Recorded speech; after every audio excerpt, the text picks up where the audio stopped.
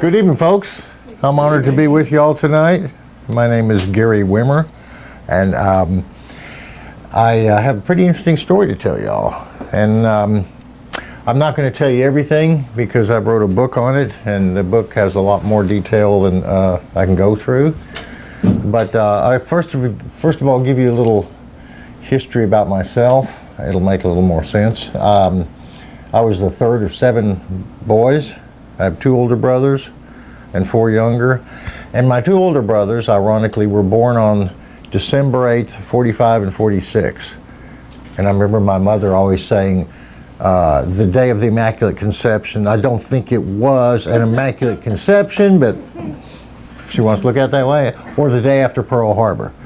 And there were a double and a triple Sagittarius. So in 47, here I come along in November, a hypersensitive Scorpio, and there's a lot of reasons my personality is what it is because of 2 very dominant older brothers, who I love dearly, but they're Donald Trump squared sometimes.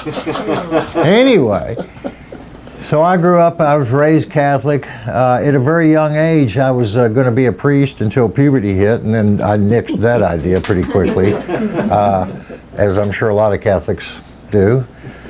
In college, I was studying electrical engineering. Well, first I started playing music in high school. I started playing guitar. Freddie King, B.B. King, Ray Sharp, Jimmy Reed. You know, of course, learning Ray Charles and the Beach Boys. And when the Beatles came out, I started learning every song they did. So all the way through high school and college, I played in bands, mostly as the lead guitar player and a backup singer. And I never had a very good voice. And I'll tell you a little interesting thing about that. So I went to college at Texas Tech studying electrical engineering in the 60s, and as a musician I started getting more and more radical and anti-war and reading a lot about psychic ability. Some lady turned me on to Edgar Cayce and Madame Blavatsky and later Ruth Montgomery and a bunch of psychics, and I started reading a lot of information. Actually, the lady had done a horoscope for me. I met her at the student union, and I was in electrical engineering, and I didn't necessarily believe all that, but I was curious. And a week later, when she brought my horoscope back and told me so much about myself, it really blew me away. As an engineer, going, how the hell does this work? Piqued my curiosity. She said I had a lot of natural psychic ability. Well, I knew I had a lot of curiosity, no doubt there. I got out of college. I was 1A. I applied for conscientious objector status because I was really opposed to the war. And even as an engineer, I was an electrical engineer. I probably could have got a deferment if I'd have worked for a defense industry, but I didn't want to go work for a defense industry. I ended up working 2 years at the Austin State School out here as a conscientious objector. And during this time, I started getting more and more interested in psychic ability. And started giving readings with simple methods, mostly with a deck of cards. A little bit of palmistry, a little bit of tarot, but oftentimes it took too much memory to remember all that. I wanted something I could just feel. So I was playing music, started playing music professionally. Well, I started actually in high school and in college, but after I got out of college and served 2 years as a conscientious objector, I traveled a little bit and then started playing music. And the reality of having a mediocre voice really set in, you know. It really did. There's a lot of bands I wanted to play with or be a part of, and they wouldn't have me. They could always get a better singer. So I went through a lot of depression in my early 20s, wanting to play music and realizing I just didn't have one of the most important things. And I was always studying more about psychic ability. It just got my curiosity. I started giving readings. In 1977, I was playing with this band. We were doing a lot of traveling, and I was ready to get off the road for a while. I needed a break. So I quit the band, and I was living in a duplex with 2 other guys. Both of them I knew. They were both Aquarians. One I'd known longer, but didn't know as well. I called him Mark in the book. I changed the names of all the people, except my brothers. Brendan was another guy. He was a couple years younger than me. They were both, like I said, Aquarians, and I had moved in 6-7 weeks earlier, and we went out on the road again. So all of a sudden, I'm off out of the band, and I'm living at this house. And the first night we got back from tour, I brought my equipment in. I was talking to my roommates, and everything started feeling kind of strange. In fact, it's felt strange all day. And my roommates went to bed, and the guy a guy and his girlfriend, who were neighbors down the street, I thought I heard him say, "Can I borrow your vacuum?" And I didn't say anything because it sounded like he kind of mumbled it. And a few minutes later, he said, "Can I borrow your vacuum?" And I said, "Didn't you just say that?" "No." I said, "Okay." So I got my vacuum, and I thought I heard him say, "Do you have some attachments?" And I said, "What'd you say?" And he said, "Nothing. I didn't say anything." So yeah, a moment later he asked me for some attachments, which I supplied. I went to bed that night thinking about that strange premonition, and I couldn't sleep at all. And I started having all these feelings of something very different was happening, and I didn't know what. But in the morning, my roommate walked out and got the newspaper, and as he's walking back in, for a split second, I saw the paper through his eyes. And it was 1977, it was an article about Carter. I can't remember the article, but it was on the headlines. And I was startled, and he brought the paper in, read it for a moment, threw it down on the table, and I'm just staring at it. I'm like, wow, how did I see those headlines a minute ago? He asked, "Are you okay?" I said, "Yeah." That afternoon, he went to work. My other roommate went to work. I was setting up stuff around my house, unpacking boxes, and every time I'd touch something, it would feel like I was transported back to the time when that person gave it to me. And these were not just kind of light deja vus. I could smell things that were around the environment, and I could feel it. And a couple times I was sure that the person was behind me. And I turn around, they're not there. And this is getting kind of strange. That night we went to Soap Creek Saloon. I don't know if you all remember that. It used to be around here about 30 years ago. You remember it, don't you, brother? So we went out there that night, and I noticed I was picking up stuff about people all the time. For example, that afternoon I walked to the store, and I could hear everybody's thinking. And no matter what everybody was talking about, it seemed like symbolically they were telling each other how to get back to the light, or who they were, or how they got here. And it was all, that ultra deep meaning was all lost in simple conversation. So I was starting to read things from a different level. And I don't know if I was imagining them or feeling them, but it felt too real. It felt like all of a sudden I'm starting to feel and hear the subconscious of people around me. That night at Soap Creek Saloon, before we walked in, I stopped at a place by the door because I felt this strange sort of feeling, like a premonition. Didn't get anything, walked inside, listened to the music for a while. I was getting claustrophobia because people were walking by, and I was picking up all sorts of stuff about them. Unsolicited. I didn't want this. I didn't know where it came from. It's only a day or two into it, and I don't know where the off button is. I went back to the bar, sat down at the bar, and thought, boy, I need a break. I closed my eyes, and all of a sudden, I'm outside the bar in that exact place that I had felt a moment earlier walking in. And I saw these people, and they walked right through me. And I opened up my eyes, startled, and I'm back in the bar seat.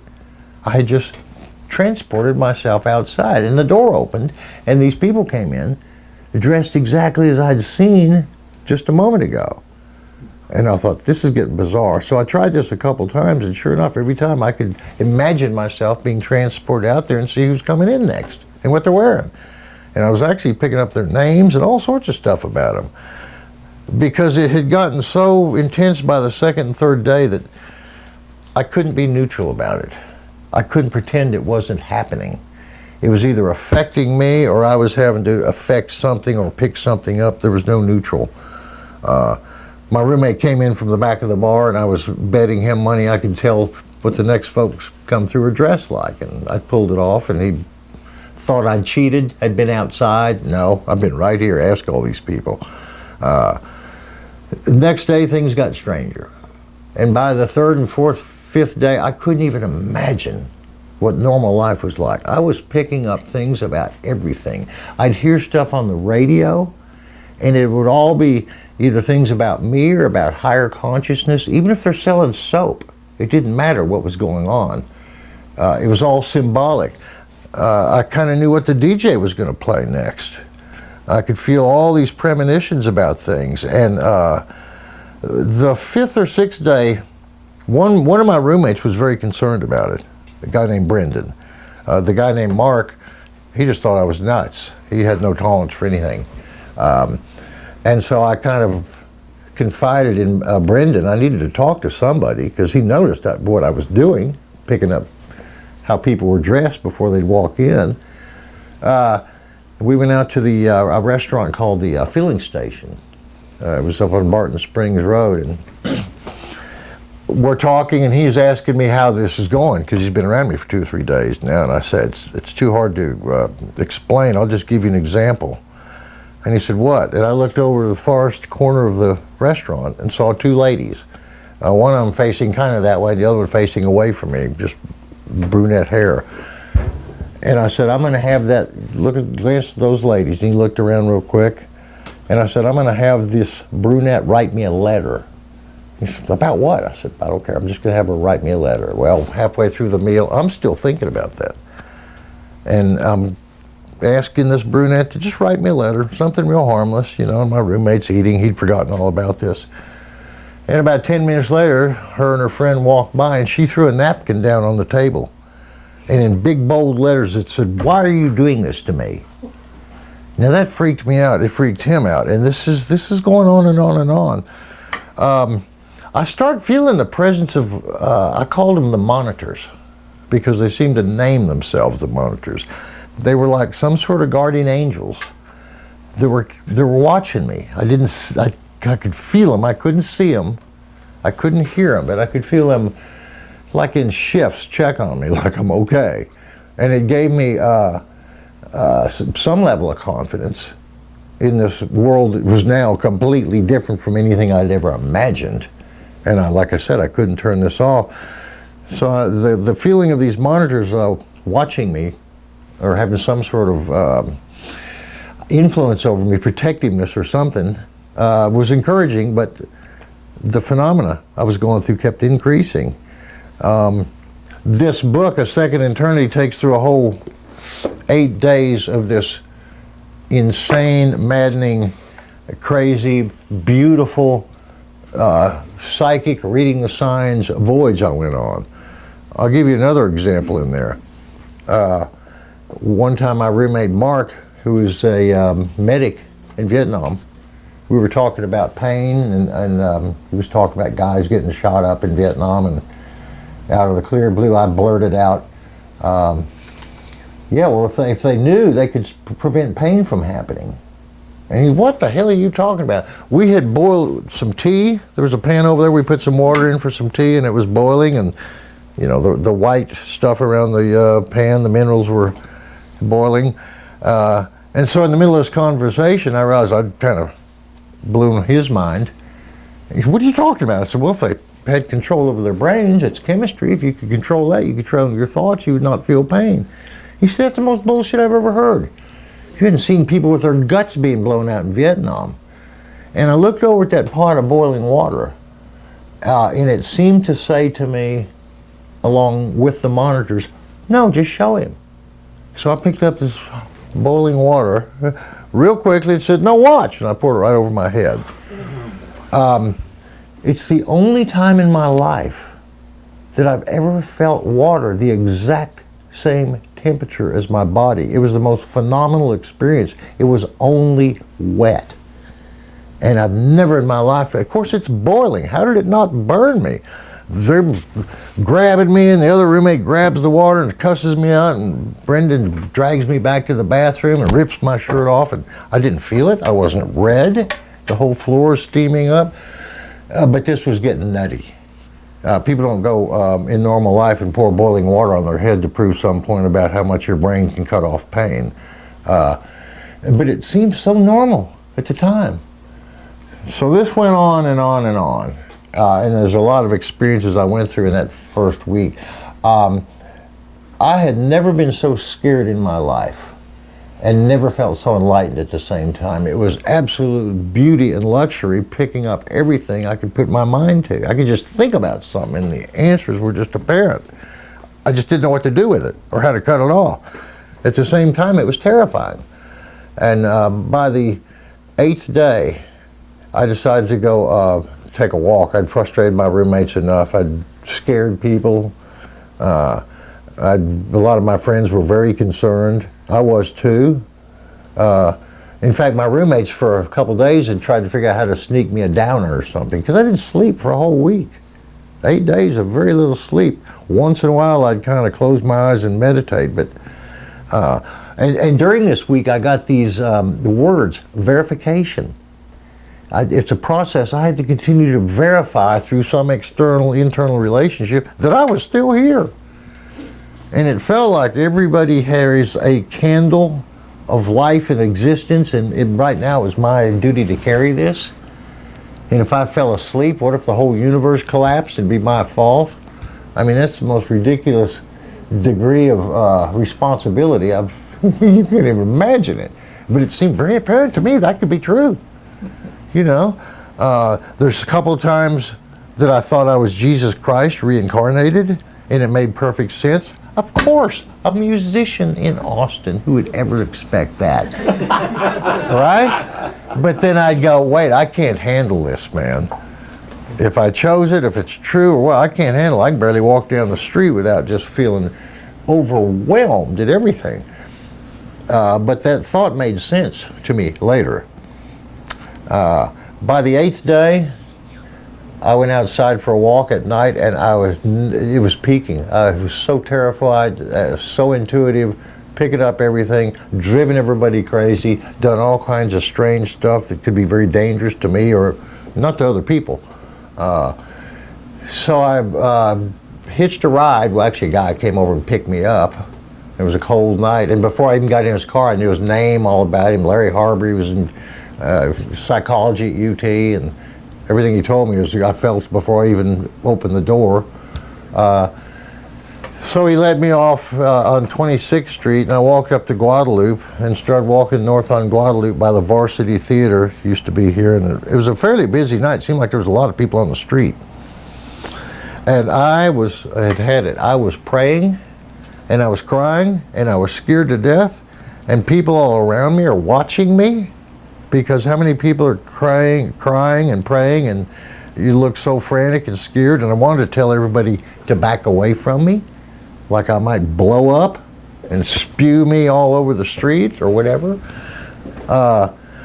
Long story short, within seconds of the most intense fear in my life, I closed my eyes and I'm pouring down tears and I'm praying, and I felt this immediate warmth. I mean, it was like warm, and it was immediate. And it was physically and mentally and emotionally and spiritually, all of a sudden I was completely warm right after I'd been praying. And I opened my eyes, and there's this huge light above me. And my first thought is, if I had a ladder, I could touch it. It was about 6 feet over my head. It was a physical distance.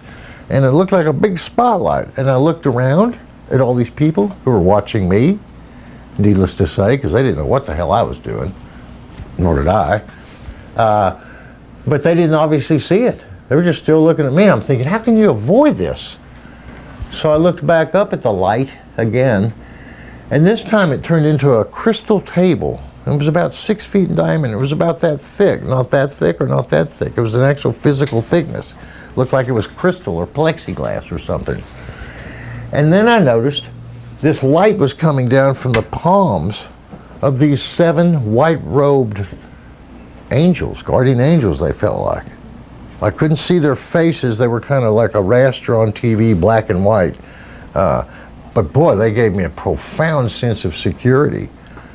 And they said, "Do you trust us?" in one big voice. And I said, "Absolutely. I mean, you're the monitors."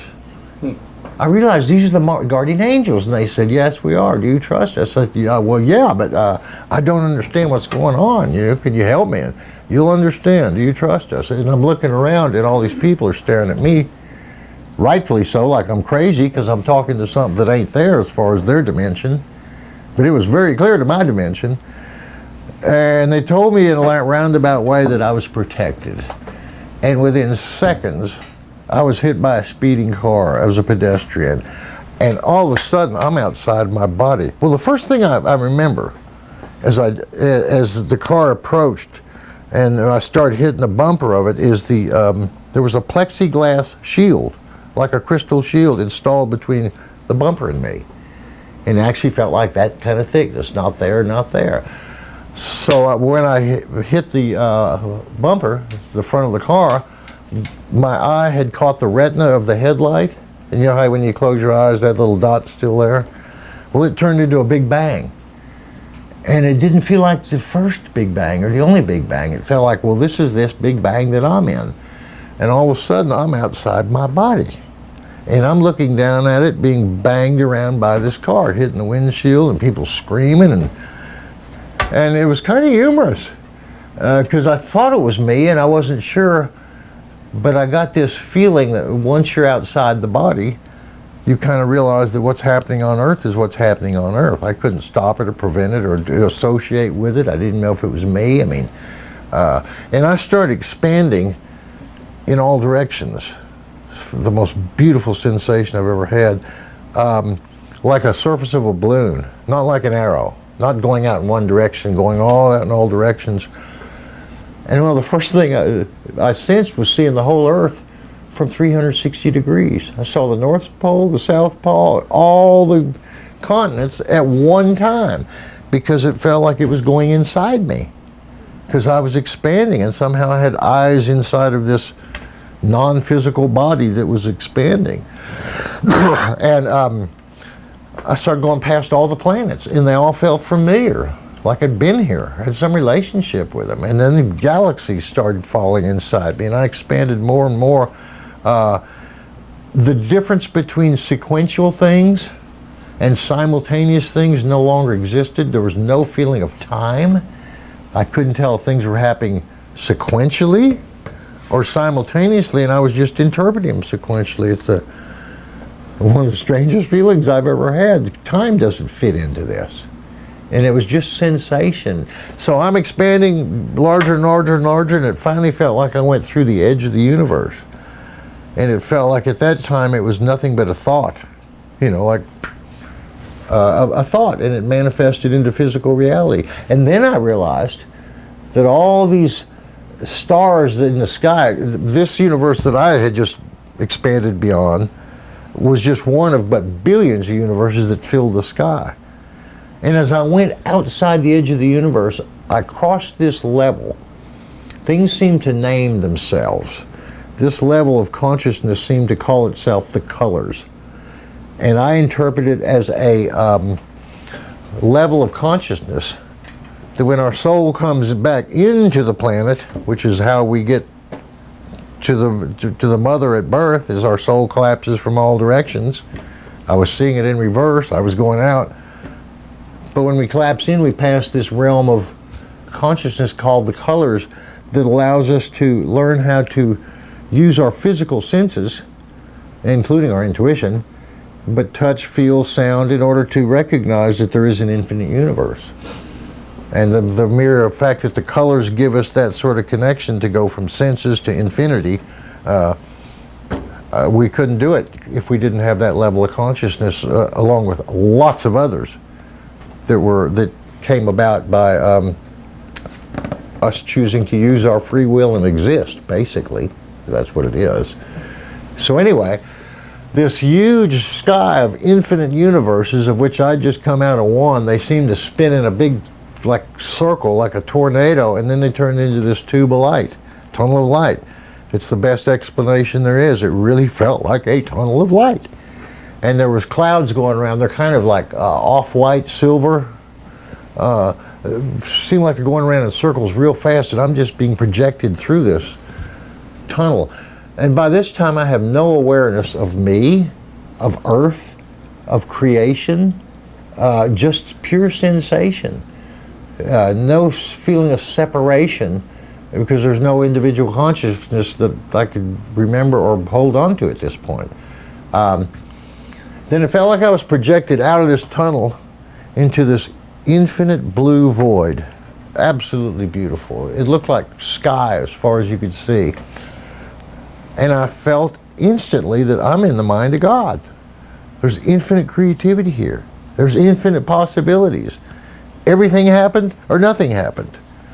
And this infinite level of consciousness has no limit. What would impose a limit on it? It's all possibilities, and it's just one possibility at the same time, and there's no, what's the word, we have contradiction there, you know. And I felt like I was not observing it, but I was one with it. And I realized, wow, we're all one with it. Everything that's created is one with this infinite mind. And startlingly enough, as I observe this infinite mind, it appears as infinite love. And that's the most incredible thing, how infinite creativity can come from infinite love. It's certainly beyond the laws of physics to explain that. But that's actually what it felt. And most people who've had near-death experiences, in some versions, say that. When I was watching Through the Wormhole about 5 years ago, and Dr. Eben Alexander, who wrote Proof of Heaven, was talking to Morgan, and he was talking about being at the core, the center of all this creation. And he said it's infinite love. That's the only way you can describe it. And when I heard him say that, I thought, you wouldn't know to say that unless you actually knew that firsthand. So I wrote him a letter the next day, email, right as he was getting his book out, and sent him mine. And I've spoken at some of these conventions in San Antonio last year. But this infinite mind had two choices, basically. It either exists and everything exists, or it didn't exist and nothing would exist. Well, guess which one happened? It existed, everything existed. How, why? It's beyond the rational mind to be able to put it into words or explain. But I was in heaven, and I was loving it, and I was enjoying it, but I didn't have any sense of I. All I knew was I'm in this sensation. And it felt like different parts of the creative process were sort of sweeping over me, like exposing themselves. But at the same time, nothing was separate. But at the same time, everything was separate. If you put the human mind to it, it's a contradiction, you know, because we can't think of everything and nothing, and separateness and infinite connectedness at the same time. It gives you a headache. So anyway, as I was feeling at one with this, somewhere along the line, it's the best way I can describe it, I felt like I was witnessing it instead of being at one with it. And all of a sudden, I'm being pulled away from it. And I didn't particularly know why or where I was headed, but I knew I liked it there, but I didn't get a chance to stay. I was just pulled back away from it. And I use the term in this book, spiritual gravity, because that's what it felt like. I was being pulled somewhere. I didn't know where, but I went through this tunnel of light in reverse, and it still felt good. It was still thrilling, but I knew I was headed somewhere, and I was a little bit apprehensive, you know. Where am I headed? I liked where I was. I saw this infinite sky of universes and was drawn to one particular one. And sure enough, I collapsed into that one, which is this one, and still had very little awareness of myself or where I was headed, but it started becoming more familiar. I'm some individual something.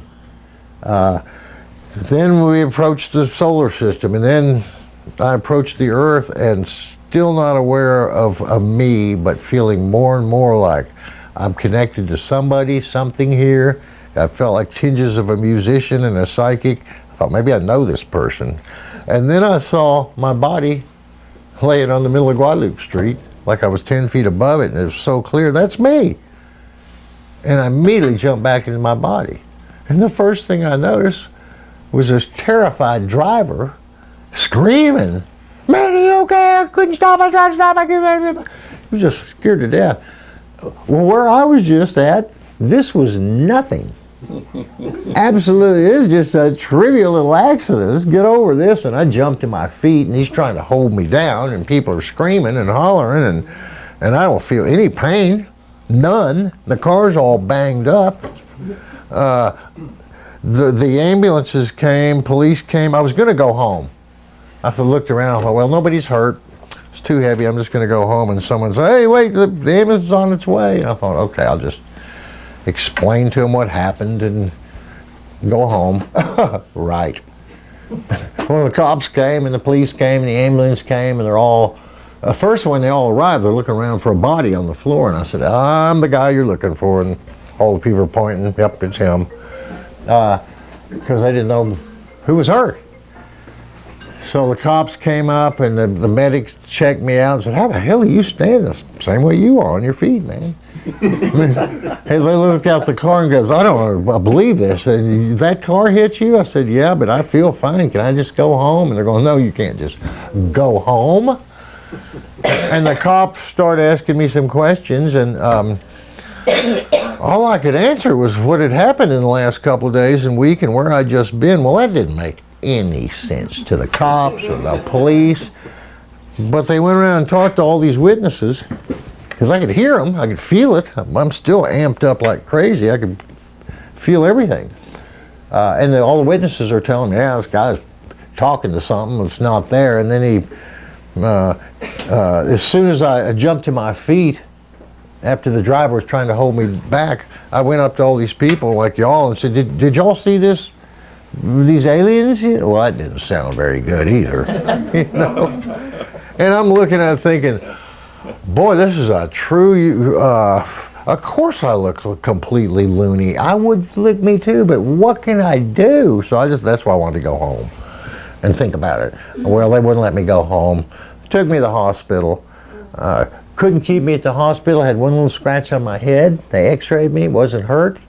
I talked to several different doctors and specialists. How'd this not happen? I said, well, I was protected. I had this shield, and they didn't want to hear any of this. Understandably. And then there's a guy that came marching in, and I'd had premonitions about this guy. In fact, I had premonitions about this whole thing happening. I just didn't know what it was. Days before I saw these red lights and cops and people having control of me or something, and it just like momentary images. I couldn't make any sense of them. But when I'm at the hospital, and when the emergency room people moved me over in a corner because there's nothing they could do to me because I'm not hurt, and when this other guy comes in casual clothes, 40-year-old handsome guy, I knew his name and everything. He was a psychiatrist. I knew all about his family, and he's talking to me saying, how do you know all this? I said, right now, Doc, I know everything, Well, like what? And I explained to him how he and his son the previous weekend had moved all the furniture around. His wife came home and said, no, this ain't cutting. He cut down all this floor space. And I explained it to him in perfect detail. I could see him doing it. As clear as I'm looking at you in your shirt. There was just no hesitancy or no doubt whatsoever. In fact, I kind of wished I could turn it off. I'd had a week of it. Well, he said, I've never seen anything like this. I've heard people talk about these kind of experiences.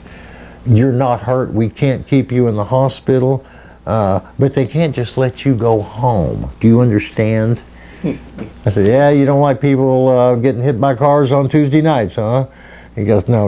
We got your mental condition. We're going to have to take you to a psychiatric hospital. And I had no problem with that. Really, but they said, well, we can't get you in for a couple of days. We got to get the order of protective custody, and we got to put you in jail. And so they put me in jail and booked me in jail. So one minute, this is all one evening, one minute I'm in heaven, next minute I'm getting arrested by police, and they don't believe my story, which I, of course, can understand. I wouldn't have believed it either. Next I'm at the hospital, of course they don't believe it. Next I'm explaining it to a psychiatrist. And he's probably the closest to believing it. And I'm starting to realize I'm going to have to explain this to a lot of people in the next couple of days and weeks, because they got me legally. They've got me in jail. They're going to commit me to a psychiatric hospital. And I had really no problem with that, because I wouldn't have known what to do with me. And from their point of view, the way I was talking and thinking, I could be a harm to myself and others from their point of view. So anyway, long story short, I went through 10 days at Shoal Creek Hospital. And by about the second or third day there, I got the name Mr. Smiles, because I've been a musician my whole life. I've always been an entertainer. And defending myself against my two older brothers made me a good entertainer rather than a good third base, or target. So I entertained everybody at the Shoal Creek. They had girls there that were like 15, and their parents had put them there because they were sexually active, and their parents wanted them to not have sex, and so they ship them off to Shoal Creek instead of talk about sexuality to them. My roommate was a 12-year-old kid. When I wrote the book, one of the commentaries someone put on Amazon is, I don't know how you could have had a 12-year-old kid. It was a roommate. I worked in the healthcare field for 25 years, and they wouldn't have done that. Well, they did. I didn't question him at the time. He was a 12-year-old kid. I looked at him like a younger brother. How cool. And I helped him a lot. He had a lot of social upheavals, brilliant kid though. I'd play chess with him, and I got to where I was looking at the board like this, because between his intuition and my eyes, he'd go, "No, if you move the king, if the rook there, I'm going to take the knight here. No, if you do that, I'm thinking, I can't even think without this guy picking it up." Now, whether he was picking it up or I was broadcasting loud or whatever, it was still. During the hospital for 4, 5, 6 days, I was still highly intuitive about everything. The psychiatrist, I called him Dr. Turner. That wasn't his real name, but it's close. Every time he would come in to see me at a different time of day, they'd kind of drop in unexpectedly. I got to where I could write the time on when he would come in the morning, with it handed to the nurse's station and seal it in an envelope, and he'd come in at 3:25 and, "What's this envelope?" I said, "Read it. It's got 3:25 on it. Look at your watch." Well, that's a coincidence. Second day, this is kind of strange. Third day, "I don't want to deal with this anymore, Gary."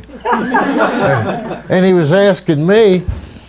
I started talking to him about his kids and his wife and his marriage. It's almost like I'm analyzing him. He was a very fundamentalist Baptist by the book psychiatrist, and when I talked about God and reincarnation and infinite creativity, and it just blew his mind. It contradicted everything in his Baptist upbringing. And a lot of things I was able to say and do, even though I fit into the category of manic depressive, because I was in a manic cycle, I was so alert. And I'd helped everybody at the hospital, and everybody called me Mr. Smile. So it's like, I'm not really a threat to anybody, I got out about 10 days later. They have a whole group of psychiatrists, and I said, "Look, I can lie to y'all, or I can tell you the same story I've been telling you forever. You may not believe it, but here's what happened." And I gave them a short version, and they all agreed that I'm balanced, and they don't understand what happened. They can't explain it. And I kept saying, "You guys are doctors. You need to look into this." The interface between psychic ability and psychic states and infinite mind, and there's all kinds of possibilities. And now people are starting to look into it more. 77, it was like I was a human oddity, and all due respect, I guess I was. About April 1st, before April 1st came by, I started having this started happening again. My roommates called my mother down and her friend, and on April 1st, April Fool's Day, they came and took me back to the hospital. Just took me to Breckenridge because I was going through this again. I was picking up stuff. I wasn't sleeping. I was doing strange things. So this time they put me in Austin State Hospital because my parents said, "We just can't afford Shoal Creek." I don't care where you put me. I'm happy anywhere I'm at. It took about 5 or 6 months for this to really dissipate down to nothing, even though they gave me lithium carbonate in Shoal Creek, and they gave me Thorazine in Austin State Hospital. And I mean, they'd give me a handful of these Thorazines. I was so amped up, I could eat a whole handful of them and still not sleep for 2 or 3 days. And months later, a buddy of mine needed to sleep on, so I took one of these Thorazine and took a little razor blade and shaved off a couple little slices of it. It knocked him out for 24 hours almost. That's how potent the Thorazine is. And I was so amped up, it barely affected me. Months later, I started being able to get back to normal life. In 1997, on February 7th, that's when this happened to me, on February 7th, 1977, about 2 weeks ago, week and a half ago, and 40 years. In 1997, I was living in Europe older in the 90s, and I was playing this bar there, and before we were playing, I'm talking to all the waitresses and having dinner, and I said, y'all want to hear what happened to me 20 years ago? And yeah, so I told them this story, and a couple of them said, wow, man, you ought to write that. So I started the book the next day. I picked up about 5 or 6 years ago, got the police records from the city, I talked to a lot of friends, embellished the book where I just have a paragraph before I broke it down into the dialogue and the setting and so forth. What I experienced, I feel like I'm one of the luckiest people on the planet. First of all, never fear death. Never fear death. It's beautiful. Our challenge is here, now. It ain't out there. Number two, we have infinite chances, infinite possibilities. Yep, we're stuck with a certain genes, certain history, certain karma, born in a certain culture, certain religion. So all of us have limitations. But on our consciousness, our spirituality, the way we think, there's no limit. How creative we can become, how loving, how kind, how aware, how good. You know, there's a limit to how many years we'll live or how much French toast we can eat, right? There's no limit to how much we can grow spiritually and psychically and mentally and emotionally. And I saw that so clearly that I realized this is going to help me manage my life. In 1980, 3 years after I had this experience, you know, I had a hard time making a living in music because I was playing in bands I wasn't that proud of. If I was a great singer, I'd get everybody to back me up, but I'm not. I'm one of those sidemen. So in 1980, I got off the road, I decided to teach myself piano. I tinkered around a little bit before in this book, but I'm going to learn all the scales and all the keys, and I started practicing 12 hours a day, literally. I did that for 3 years, from 1980 to about 1983, 84. And somewhere in 83 and 84, I went out to some piano bars, sort of as a joke, just to see if they'd hire me, and they did. And I went, oh God. So next week, I'm in a piano bar that has all these great piano players and great singers, and here I am with half-assed technique and a less than half-assed voice, and they gave me a chance. How am I going to make it float? So I decided I'd be a good entertainer because I'm not a good singer and I'm not a great player. And the moral of my story, within a couple of years, I was a full-time solo player.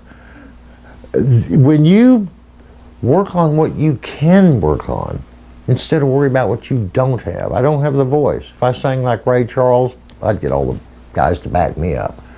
But when you make a decision to increase your power and where you can, and I can listen to the notes and duplicate them. I did that with guitar.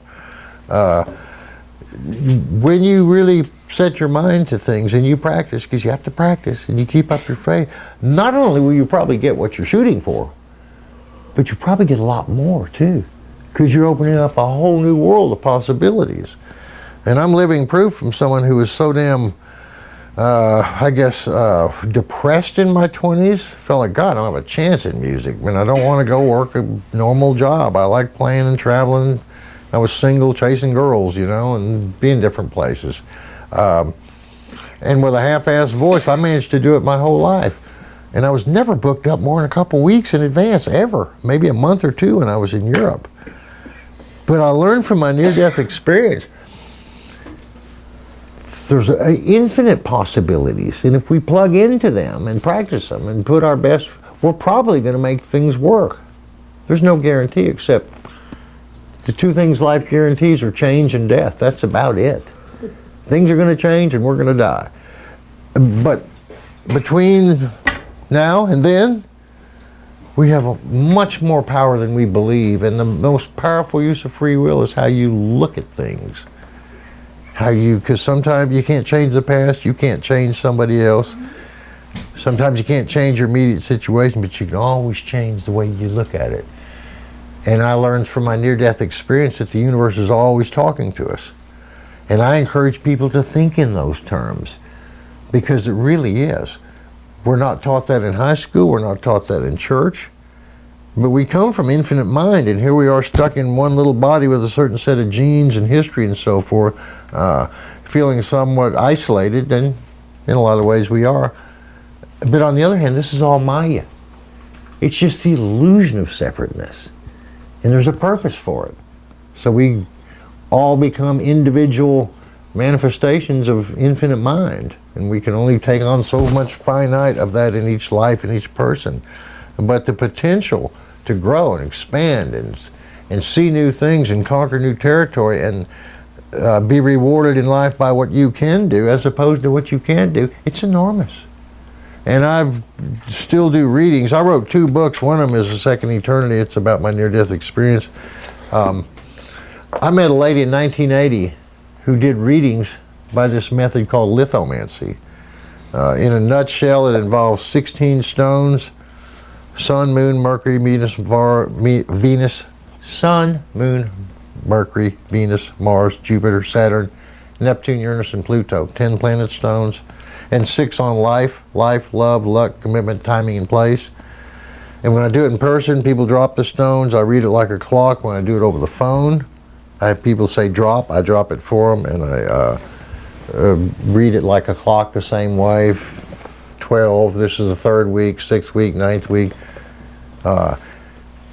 Everybody who uses psychic ability it's interpreted through a human being, so we all have our own unique little slant, perspective, whatever. And it is an art, not an exact science. But going through my experience taught me how much I can read symbolism, and a lot of what people, psychics, do. In fact, we do it all the time, we just don't realize it. We pick up symbolism. We see symbolism. We just often blow it off rather than investigate it.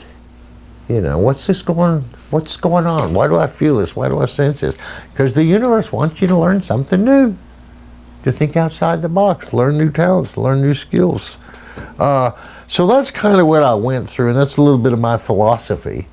I'd be glad to take some questions from all if you'd like. Questions? Oh, someone's got to have one good question. When you said you felt love, is it the kind of love that you love your children, or you? You know, a lot of people don't know what love is. Oh, and it's hard to know love at that level.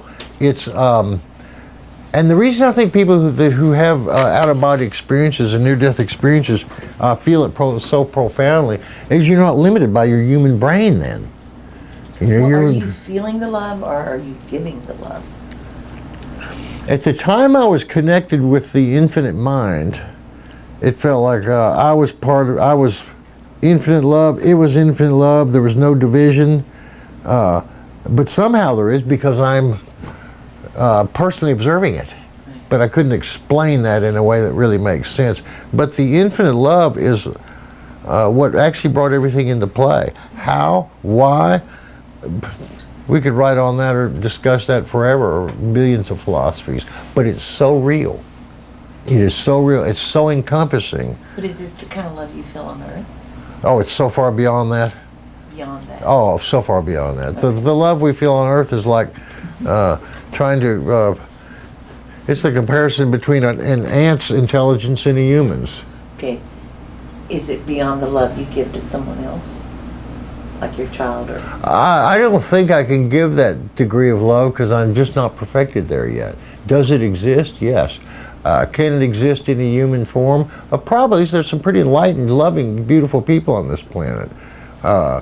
You know, I'm better than a serial killer, but I ain't perfected. You know, but actually, to define that love in terms that makes sense to a human mind, Yeah, that's right. it's hard. Yeah. It's really hard. Could I ask a question? Sure. Could you talk about how you said when you were in it and you weren't aware of yourself as a separate self, and yet you were having that experience? Is it? It's hard to explain without the human mind saying, well, that's a contradiction. Yeah, I agree with you. I was at one with it. At the same time, I was obviously, as I was saying, somehow kind of getting a personal view. Can you remember it? You formed. Oh, I can remember it so clearly that I remember anything in my life. Like this whole idea of the ego sort of being a human thing. Right. And you were outside of that. And Oh, I think so. Absolutely, yeah. Absolutely. That was left out here on the planet. In fact, we have so many levels of existence. We're just existing on one little section of our own tour through infinity, which means it doesn't end, and it didn't begin. It's just in this time and space here, it seemed like it began 13.5 billion years ago. And we began 69 years ago. I don't know, y'all are probably all younger, but the creative process always was. We just break it down into time.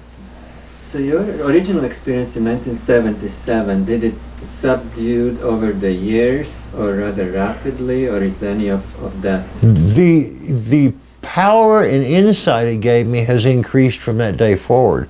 There's certainly times I went through other bouts of depression until I finally, actually I didn't realize I was bipolar till 2000. I came back from Europe. All my stuff was with a friends in Kerrville. And when I was a star in Copenhagen and came back to Kerrville, Texas, and because I can't square dance, I can't get a date. I thought, boy, am I in the wrong world, you know? So I went through another bout of depression in 2000, but I realized that I'm learning more about it. When you realize your weaknesses, your faults, the bad notes you play in music, you can change them. You can make progress.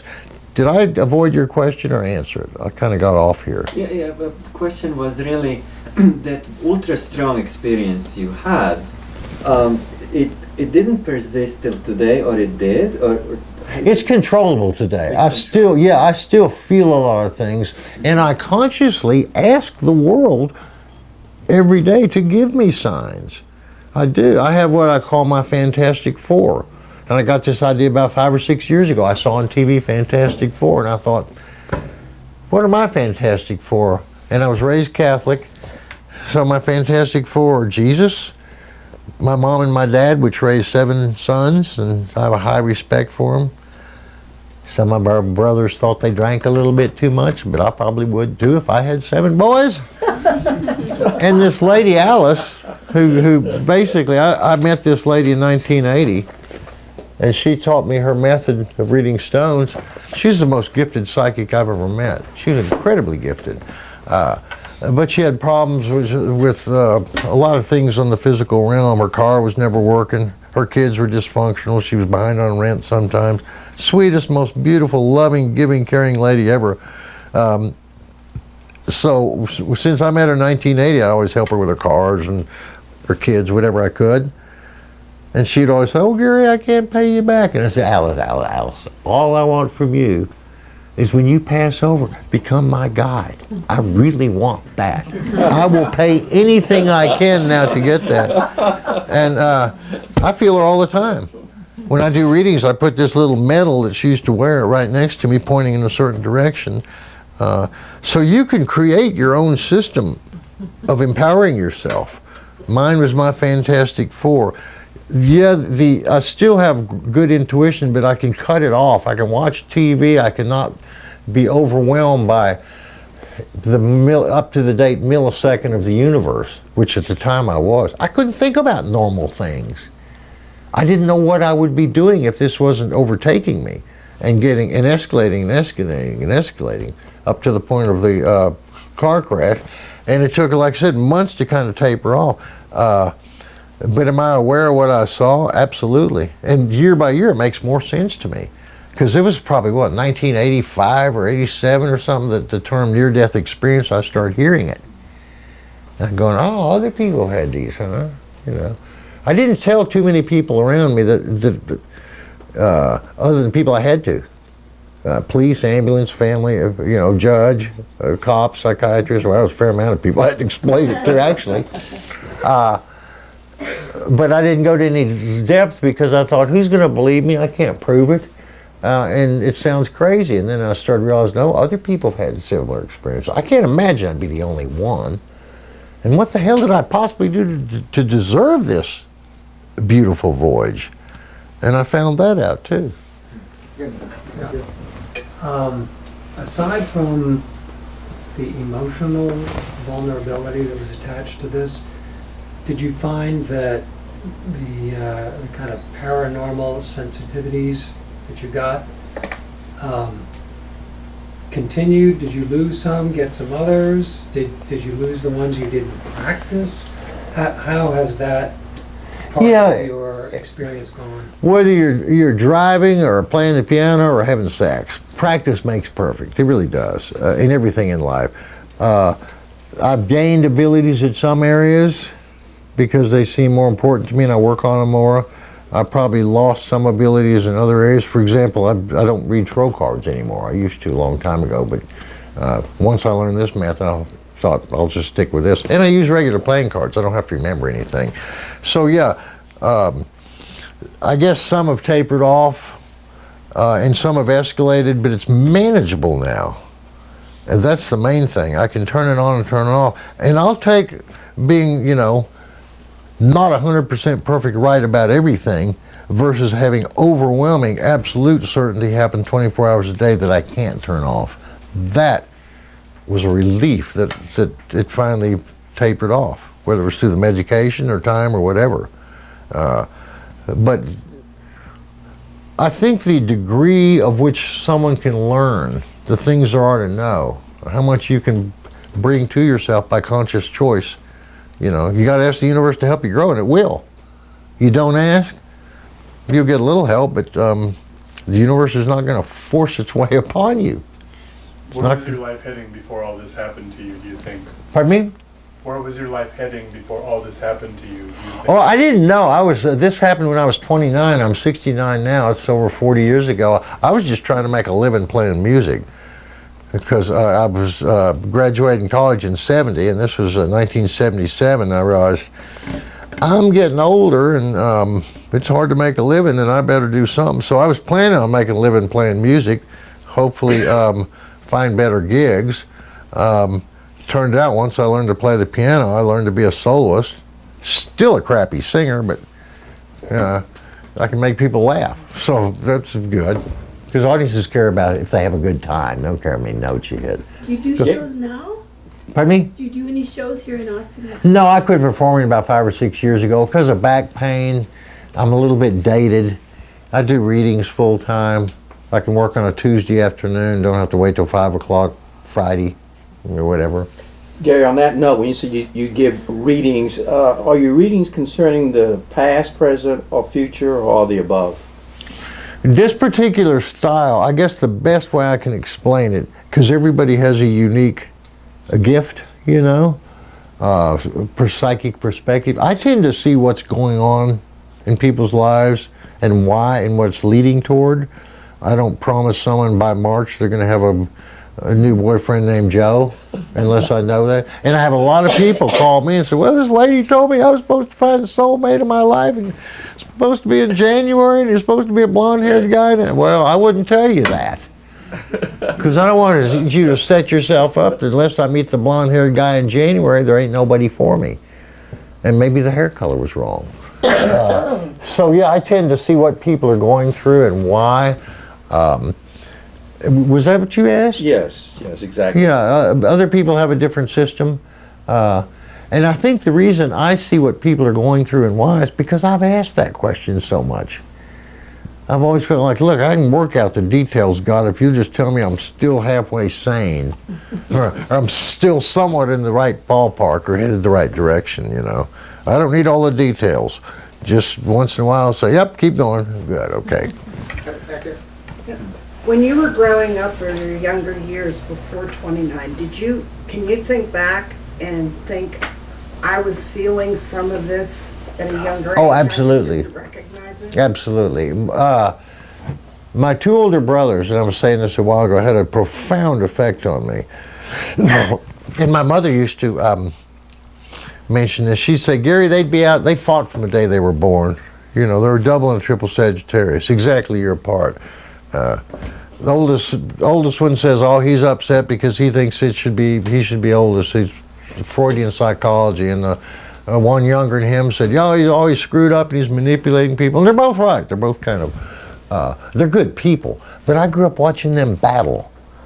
And my mother used to say they'd be playing and they'd come over, they'd get bored and come over to where you are and you'd go off by yourself. So I had never wanted to get dragged into the macho stuff. I never have. I didn't play sports. I go home.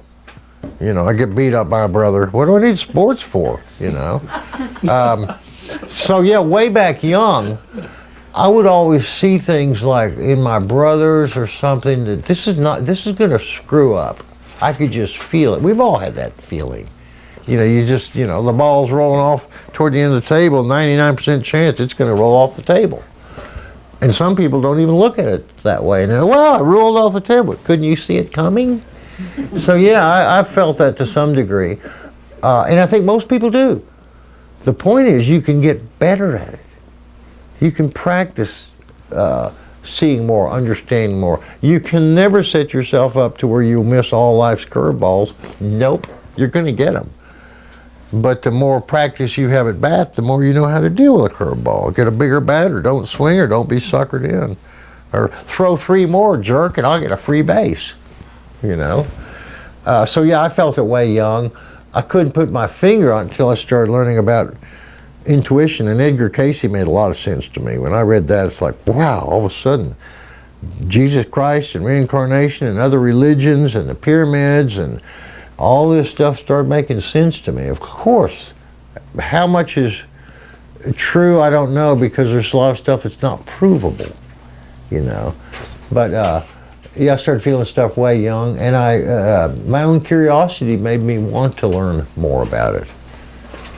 So I was active at wanting to develop my skill at that area. Some people don't. Some people want to have a big car lot and sell a bunch of Chevys. That's just, to me, it's just blockage. I don't want to do that crap. I've never been interested in running a business or trying to accumulate money. I'm really an artist. If I can live on today and do good things and play music and give a reading and learn something new, that's fine. I don't need to go out and set up a business and try to see how much money I can make. It bores me, to be honest with you. But the intuitive side, I've always been interested in that. And we all have a certain native, small interest in that. But when you bring your interest up to the surface more, and you realize you can practice and you can develop more skill, I say do it. Because you get more tools to work in the universe. If we're limited by what we know and what we can see and what we've experienced, that's fine, but we don't have to stay limited to that.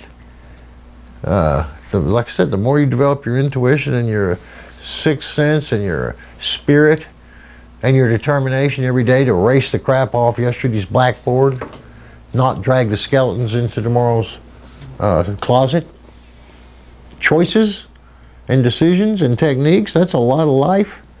And I chose to develop it. So I was always asking for more insight. It's probably why I never would make a good banker or businessman. I don't give a shit about that, to be honest with you. I want to know how the mind works, how the soul works, why we're here. That's always been of interest to me, primary interest. So you say practice psychic abilities, but how would you do that? Do you have any suggestions? Yeah, I do. For example, I've talked to a couple people in readings in the last year or so, and say you got a job on commission, and you go in every day and it's a blah day. It doesn't have to be a blah day. If you've got people who are going to buy stuff and your job is to close the deal and sell it, they're already intentioned to buy it, vow your mind in the morning every day that I'm going to sell 50 bucks extra worth, 100 bucks extra. Vow yourself that when you have a problem or an issue and you can't put your finger on it, that the universe is going to show you some information. It may be a phone call, it may be a number, a color, a coincidence, but when you ask the universe to help you do that, you start learning your own resonance. You start learning how you pick up signs.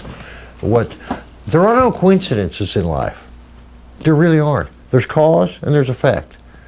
And we are the result of cause and effect.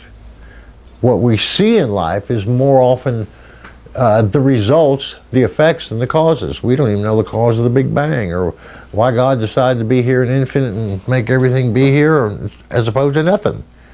But yeah, curiosity, practice, thinking outside the box. There's 10,000 books you can read on it, but a lot of it you can learn by just deciding to say, okay, universe, I'm ready to learn how to read the signs. Start showing me some. Because the universe, we are one with it. Infinite mind and us are one. We just forget it. We're so preoccupied in our own separate existence and our own burdens of our own crosses. But the more we ask the universe to show us, give us more information, the more we get. But you have to ask. That I felt very sure about when I saw my own body being smashed up by the car. It's sort of like, that's just what happens on Earth. And your guardian angels, your soul guides, they will help. But the more you ask, the more you give permission, and they're not interfering with your choice or lack thereof or free will.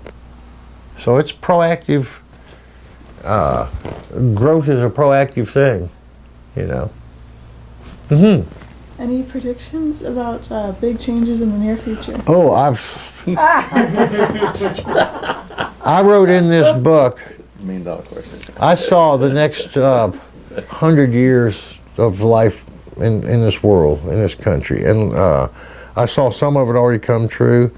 As I was collapsing back into my body, I saw these like flashcards of things, including some of myself that I didn't recognize at the time. But I saw political, social upheaval, a lot of things with the ecology, and you know, it's the intense time we're going through.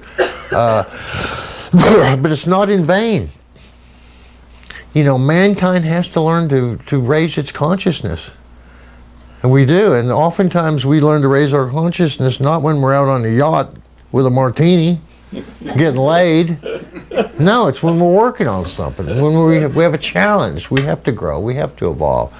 And you can see all around, whether it's societies or cultures or our systems are breaking down.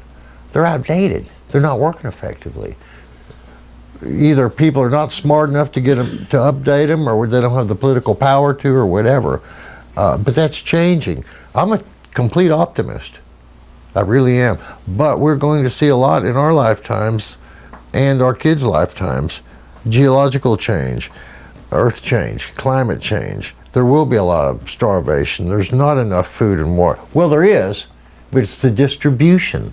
There's plenty for everybody. It's the distribution that's off base. But through a lot of changes that humankind will go through in the next 50, 100 years, we will inhabit space. We will have peace on Earth. We will all be very highly evolved and be able to pick up thoughts and feelings with our intuition. We're headed that direction. It's just we got to clear all this selfishness and crap and dysfunctionality and hate out of the way first. And you can't clear it out if you don't recognize it. And now we're starting to really clearly recognize it. So I'm an optimist. You know, the crap's starting to stink, so we can go locate it and take it back outside or wherever, right? So yeah, it's a we got a lot of surprises ahead in the next 100 years, but it's a progression. I do think the United States is going to change a lot geographically. You know, I saw a lot of the east and west coast radically different. I can't put a time on it. Is it due to geological events? Pardon me? Geological events like California dropping off? How much is written in stone, I don't know. How much is destined to happen? I know that some of the things that can happen not only from geological things, but the Earth is changing its poles, you know. There's a lot of things going on that are unpreventable. Climate change, we can prevent, but where's the will to? Especially now, unfortunately. So yeah, we're going through a lot of changes, and it's intense. But the Earth will heal itself. We may just eliminate a lot of ourselves in the process, but we will we will inhabit space. We'll take over the solar system. We'll learn how to get free energy. Somewhere between the gravity and magnetism that's always around the planet. I saw this. I don't know the formula. But there's free energy right there. We're starting to realize how much free solar energy there is. It just takes a lot of space. But when we learn to use gravity and quantum physics and the Earth's magnetism together, we got incredible power sources here. We just hadn't figured out how to tap into them yet. We're still burning gas, you know. But I'm an optimist. Any other question? Did you have any more out-of-body experiences? Not like that. Not like that. I've had some. I've certainly had some experiences both through meditation and through dreams. One is this kind of a meditation, kind of a dream, kind of an out of body. But I was living in this world where no two people could speak the same language. You could only look at people and say that they're hungry, or they don't have clothes, or they need to be sheltered. You know, the basic needs are obvious. We can look at people and see that. But the fact that no two people could conspire together on a third meant you couldn't do anything wrong to anybody. You could only help people. And this world with no two people speaking the same language was in absolute peace because nobody could conspire against each other. I got a lot of, and that was a dream, but I start to realize that that's where we're headed. You know, I had an interesting dream one time that I was playing music and had all these people in front of me entertained, and my jokes were working and everything, and felt real good. And someone came over through that door over there, and I wasn't even going to look. Not going to give them my space and time. Not going to acknowledge them. Kept playing, and I noticed people started paying attention to this other person. And that person started playing the same songs I'm playing and started telling the same jokes. And it's copied my whole routine a millisecond before I can. And I'm getting real upset and frustrated. I think, who the hell is this? And I look over, and it's me. My own worst competition is myself, you know. So I get a lot of visions and dreams, and I feel things a lot. I knew when Obama walked up to the in 2008 when he won, and he walked up to the podium, as clearly as I'm talking to you, I heard the word 2 terms. I knew right then that he was going to absolutely serve 2 terms. There was just no doubt of it in my mind. How about Trump? Pardon me? How about Trump? Yeah. How about Trump? Oh. This is an aberration like no other. It really is. But I think it's his karma to have to face all the bullshit that he's put out. And he has. And what better way to face it than being the president of the country and having everybody not too thrilled at you? Because all this guy wants to be is loved and respected and bowed to.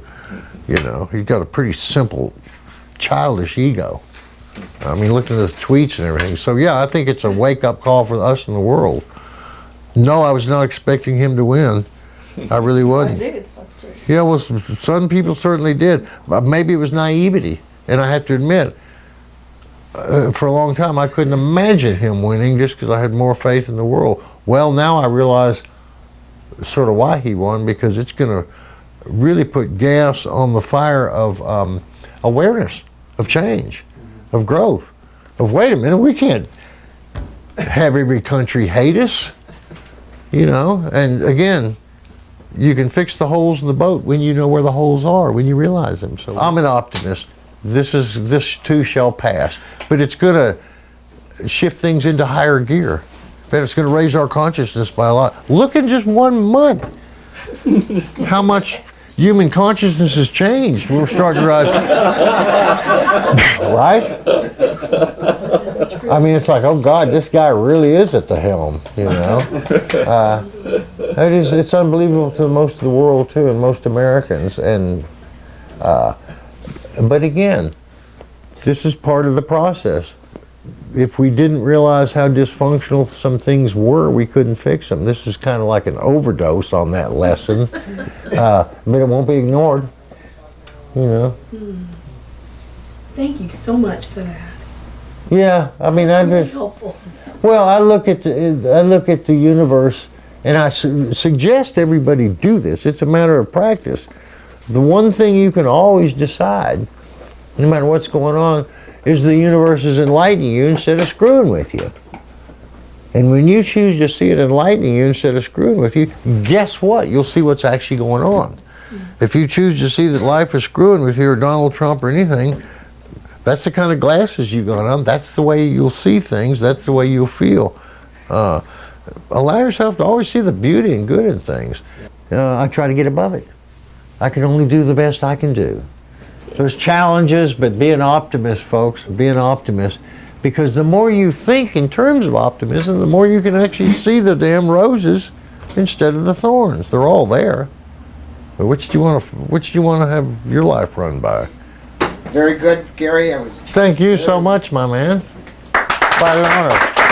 Thank you, folks. Thank you.